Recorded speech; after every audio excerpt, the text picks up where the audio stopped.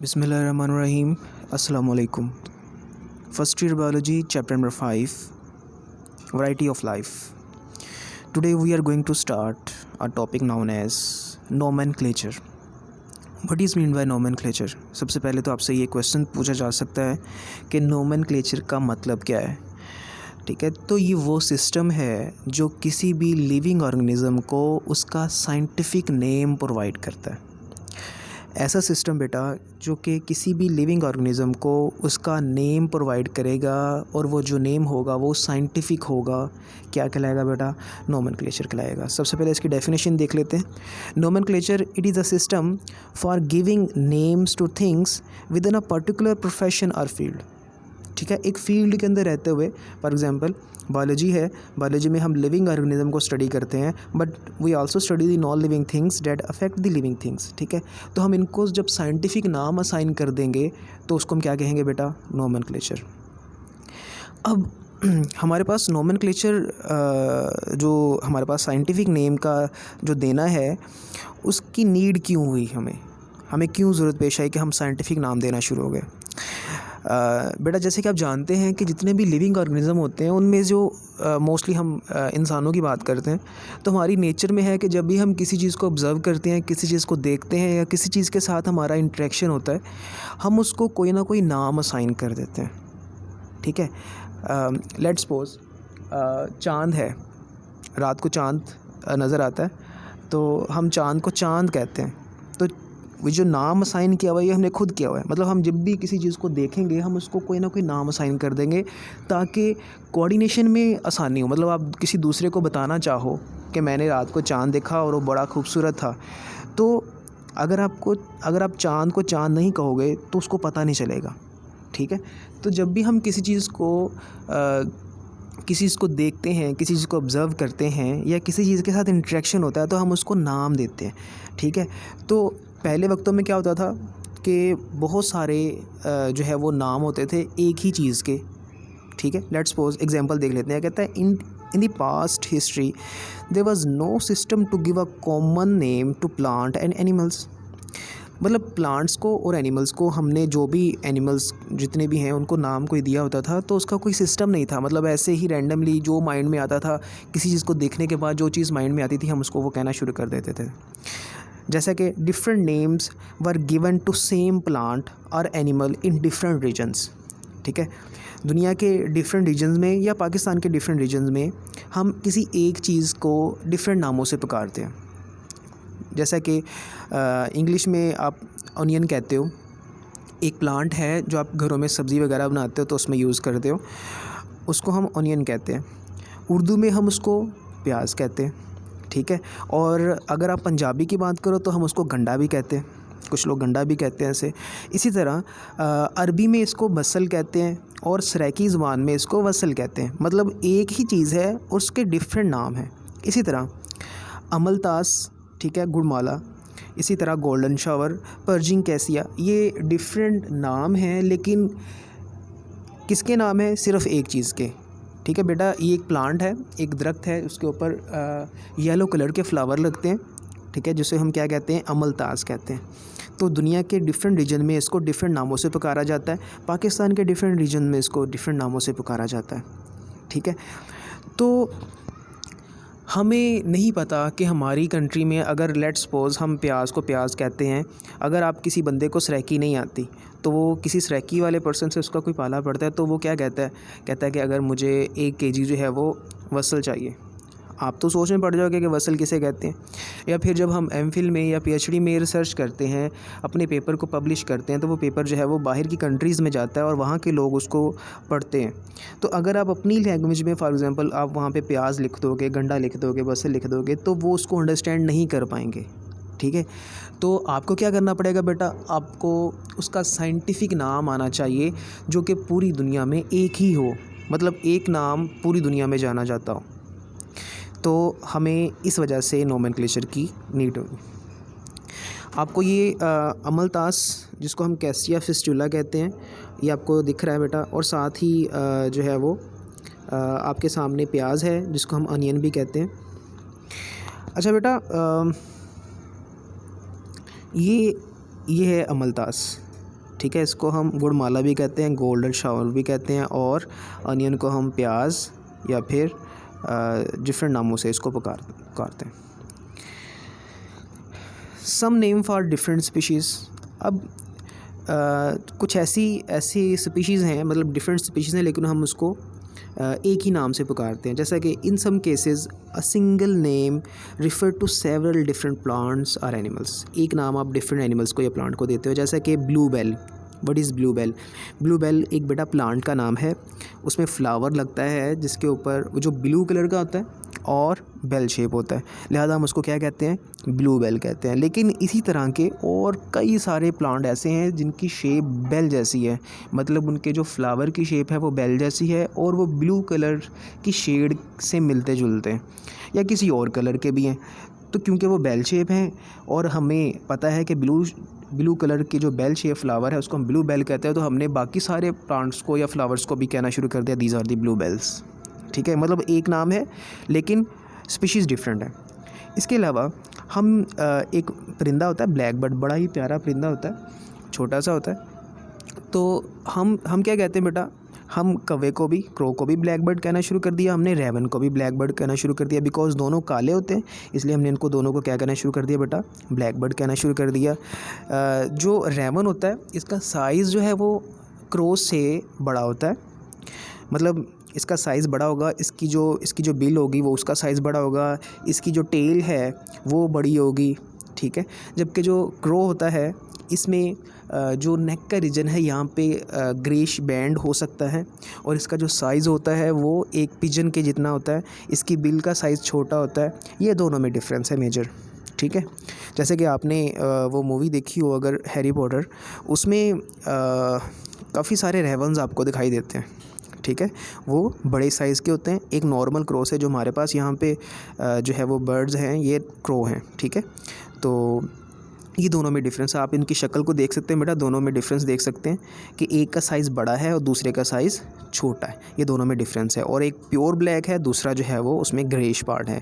लिहाजा हमने इन दोनों को ब्लैक बर्ड कहना शुरू कर दिया, और साथ ही आपको ब्लू बेल एक फ़्लावर नज़र आ रहा है। इस तरह के जितने भी फ्लावर थे हमने उसको क्या कहना शुरू कर दिया? These are the bluebells. Next चलते हैं कि उसके बाद हम कहते हैं कि जब भी हमने डिफरेंट ऑर्गेनिज़म्स को ऑब्ज़र्व किया और उनके हमने नाम रख दिए, उसकी कोई साइंटिफिक बेस नहीं थी। जैसा कि कुछ ऑर्गेनिज़म अगर पानी के अंदर पाए जाते थे तो हमने उनको कहना शुरू कर दिया कि ये क्या है? ये फ़िश है।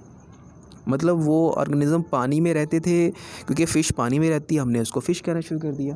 कहता है a fish it is a vertebrate animal with a backbone, fins and gills. Basically ये एक फ़िश की डेफिनेशन है। अगर आपसे कोई पूछे कि फ़िश किसे कहते हैं तो आपको ये पता होना चाहिए कि जो फ़िश होगी उसमें बैकबोन होगी या वर्टिबल कॉलम होगी, उसमें फिन्स होंगे और गिल्स होंगे। अगर इनमें से कोई सी भी एक करैक्टर नहीं है तो वो फ़िश नहीं कहलाएगी। ठीक है, लेकिन हमने इनको डिफरेंट नाम रखे हुए हैं, जैसे कि सिल्वर फ़िश जो कि एक इंसेक्ट है।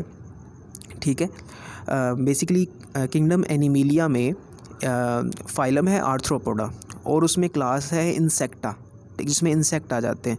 तो ये वो आगे फर्दर इंसेक्ट्स के आगे ग्रुप्स हैं, और ये जो आपको सिल्वर फिश दिखाई दे रही है या आपको नाम नज़र आ रहा है, ये बेटा एक इंसेक्ट है जो कि पानी के अंदर रहता है। लिहाजा हमने इसको कहना शुरू कर दिया these are the silverfish. ये फ़िश है। Crab fish, jellyfish, starfish, ठीक है, ये सारे के सारे इनवर्टिब्रेट्स है, लेकिन हमने इनको फ़िश कहना शुरू कर दिया। हालांकि फ़िश की डेफिनेशन में क्या है बेटा कि उसमें वर्टिबल कॉलम होने चाहिए, तो इन सब में वर्टिबल कॉलम नहीं है, ना इनमें फिन्स है और ना इनमें गिल्स हैं, लिहाजा ये फ़िश नहीं है, लेकिन हम इसको फ़िश कहते हैं। तो फ़िश कहने में कोई साइंटिफिक बेस नहीं है, इसलिए हमारे पास हमने नोमेनक्लेचर को इंट्रोड्यूस करवाया। During 18th century Carolus Linnaeus जो कि एक स्वीडिश बॉटनिस्ट था, बॉटनिस्ट कहते हैं ऐसे साइंटिस्ट को या ऐसे पर्सन को जो प्लांट्स के ऊपर स्टडी करता हो, और इस ब्रांच को हम बॉटनी कहते हैं। Devise a system for naming and classifying all the organism known to him. इसने क्या किया, इसने नाम देना शुरू किए, साइंटिफिक नाम देना शुरू किए, and his system is use today internationally. और आजकल जो हम सिस्टम यूज़ करते हैं वो बाइनोमियल नोमेनक्लेचर ही है।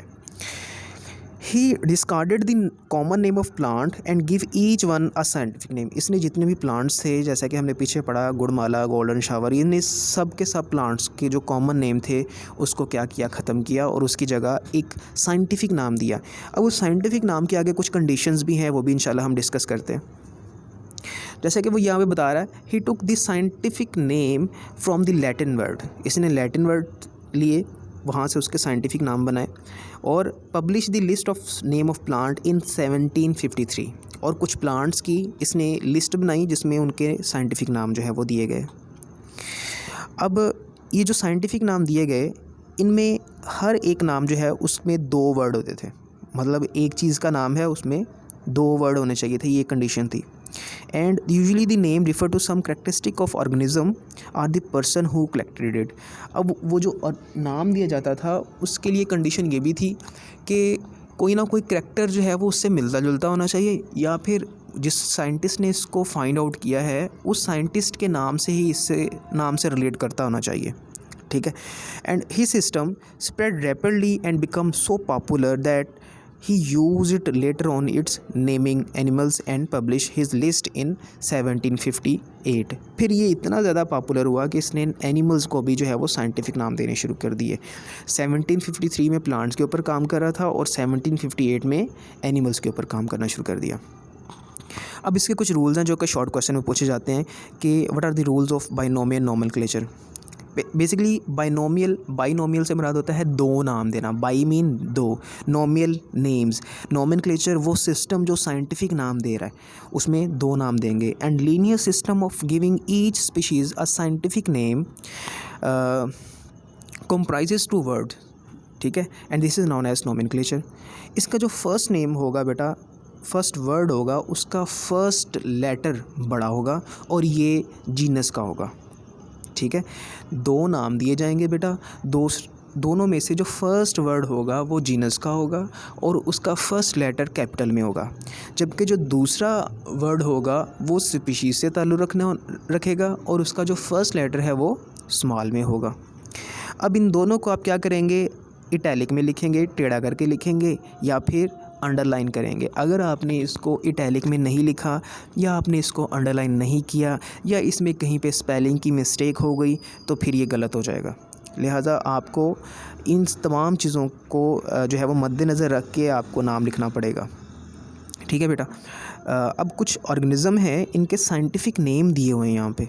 हम इनके नाम पढ़ लेते हैं और आपको याद होने चाहिए, आपको एमसीक्यू में पूछा जा सकता है। जैसे कि अनियन है, इसको हम एलियम सीपा कहते हैं।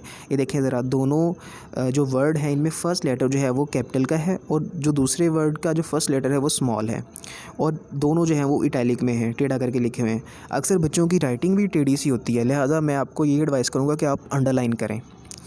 अमलतास cassia fistula, man homo sapien. Basically बेटा मैं अक्सर बच्चों को ये बताता हूँ कि बायोलॉजी में अगर कहीं पे कोई मैन का वर्ड आ गया है तो मैन से मुराद सिर्फ मेल नहीं है, मैन से मुराद यहाँ पे फीमेल भी है। ठीक है। और कहीं पे डॉटर सेल्स आ गए हैं, इसका मतलब है कि न्यू प्रोड्यूसिंग सेल्स हैं वहाँ पे, इसका मतलब ये नहीं है कि वो फीमेल ही सेल्स होंगे। ठीक है। अब पोटैटोज़ हैं, इसको हम सोलेनम ट्यूबरोसम कहते हैं। टोमेटोज़ को सोलेनम एस्क्यूलेंटम कहते हैं, सोलेनम मेलंजीना ब्रिंजल को कहते हैं। या बेटा आपके कुछ नाम थे, इनको आपने इनके साइंटिफिक नाम जो है वो याद कर लेने हैं, जो कि पेपर में आपको एमसीक्यूज़ में पूछे जा सकते हैं। अच्छा, इसके अलावा जो अब ये जो बेसिस थी क्लासिफिकेशन की, जो बेसिस थी, हमने ऑर्गेनिज़म को क्लासिफाई किया। जैसे कि हमने प्रीवियस पढ़ा हुआ है कि एनिमल्स की जो ओवरऑल स्पीशीज़ हैं वो तकरीबन 1.5 स्पीशीज़ जो है ऐसी हैं जिनको आप जानते हैं। ठीक है। और प्लांट की 0.5 मिलियन स्पीशीज़ जो हैं वो ऐसी हैं जिनको आप जानते हैं। तो अब इनको क्लासिफाई किया गया ताकि अंडरस्टैंड इजीली हो जाए। तो वो जो क्लासिफिकेशन थी वो किसकी बेस पे थी बेटा, मॉर्फोलॉजी की बेस पे थी। मॉर्फोलॉजी किसे कहते हैं, फॉर्म एंड स्ट्रक्चर। ठीक है।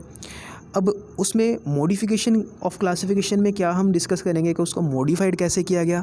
मतलब पहले जो एक दूसरे जैसे दिखते थे जानदार, उनको हमने एक ग्रुप में रखना शुरू कर दिया, जो डिफरेंट थे उनको दूसरे में रखना शुरू कर दिया। फिर इसमें मॉडिफिकेशन हुई किसकी बेसिस पे, साइटोलॉजी की बेसिस पे। What is mean by cytology बेटा, सेल की स्टडी, फिजियोलॉजी फंक्शंस की स्टडी, किसी बॉडी के पार्ट की, लिविंग ऑर्गेनिज्म के बॉडी के पार्ट की फंक्शन की स्टडी को हम क्या कहते हैं, फिजियोलॉजी कहते हैं। जेनेटिक्स, जीन की study and molecular biology and the classification of organism has been modified. ठीक है बेटा, इनकी बेसिस पे ये कौन कौन सी बेसिस बेटा दोबारा मैं रीड कर रहा हूँ, cytology, physiology, genetics and molecular biology, इनकी बेसिस पे क्लासिफिकेशन को मॉडिफाइड किया गया। थैंक यू सो मच बेटा। अगर कोई भी चीज़ आपको समझ नहीं आई तो आप मेरे पे यहाँ पे कमेंट बॉक्स में पूछ सकते हैं, आप व्हाट्सएप ग्रुप में पूछ सकते हैं। इसको दोबारा से देखिएगा बेटा, चैनल को सब्सक्राइब लाजमी कीजिएगा। Thank you so much. अल्लाह हाफ़िज़।